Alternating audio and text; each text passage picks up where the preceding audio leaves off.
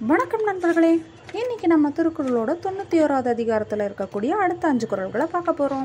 சரி வாங்க இந்த அதிகாரத்தோட முதல் குறளை பார்க்கலாம். இமையாரின் வாழினும் பாடு இலரே இல்லாள் அமையார்தோள் அஞ்சுபவர்.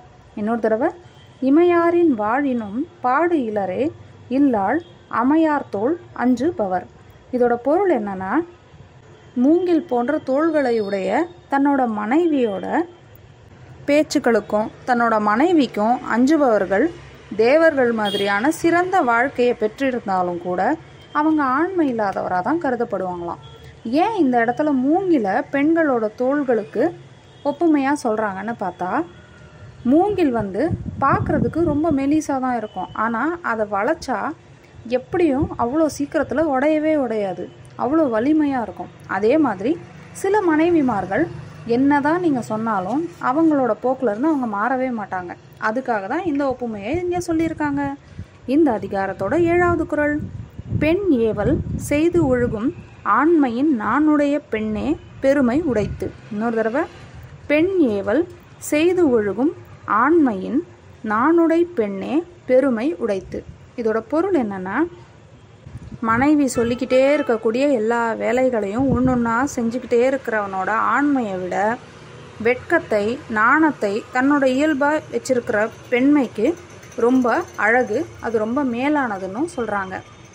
இப்போ இதில் மனைவிமார்கள் சொல்கிறத கணவன்மார்கள் செய்யலாம், நான் இல்லைன்னு சொல்லலை. ஆனால் மனைவிக்குன்னு சில வேலைகள் இருக்குது, அதை மனைவிமார்கள் தான் செய்யணும். கணவனுக்குன்னு சில வேலைகள் இருக்குது, அதை கணவன்மார்கள் தான் செய்யணும். அதை விடுத்து மனைவியாகப்பட்டவள் நான் எந்த வேலையும் செய்ய மாட்டேன், எல்லாமே நான் கணவனை தான் ஏவுவேன் அப்படின்னு சொன்னால் அது சரியாக இருக்காது அப்படின்றது தான் இந்த குறளோட விளக்கம்.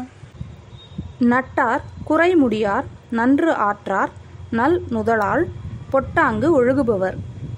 நட்டார் குறைமுடியார் நன்று ஆற்றார் நல் நுதலால் பொட்டாங்கு ஒழுகுபவர். இது இந்த அதிகாரத்தோட 8வது குறள். இதோட பொருள் என்னன்றதை இப்போ நம்ம பார்க்கலாம். தன்னோட மனைவி என்னென்ன சொல்கிறாளோ அதை மட்டுமே கேட்டு நடக்கக்கூடியவர்கள் தன்னோட நண்பர்களுக்கே ஏதாவது ஒரு குறை வந்தது அப்படின்னா அதை தீர்த்து வைக்க மாட்டாங்களாம்.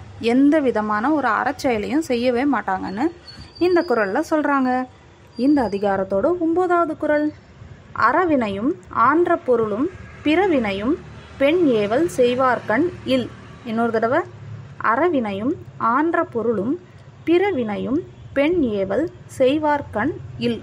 இதோட பொருள் என்னன்னா, யார் ஒருவன் தன்னிலை மறந்து அந்த மனைவிமார்களான பெண்கள் என்ன சொல்கிறாங்களோ அதை மட்டுமே கேட்டு நடக்கிறாங்களோ அவங்களோட வாழ்க்கையில் எந்த ஒரு அறச்செயலும், அதாவது ஒரு தர்ம நெறிகளும் தர்ம காரியங்களும், எந்த ஒரு பொருட்செல்வமும், எந்த ஒரு இன்ப செய்திகளும், எந்த செயல்களுமே நல்லதாக அமைய வாய்ப்பில்லை.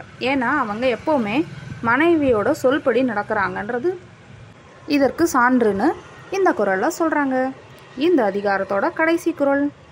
எண் சேர்ந்த நெஞ்சத்து இடனுடையார்க்கு என் யான்றும் பெண் சேர்ந்து ஆம் பேதைமை இல். இன்னொரு தடவை, எண் சேர்ந்த நெஞ்சத்து இடனுடையார்க்கு என் யான்றும் பெண் சேர்ந்து ஆம் பேதைமை இல்.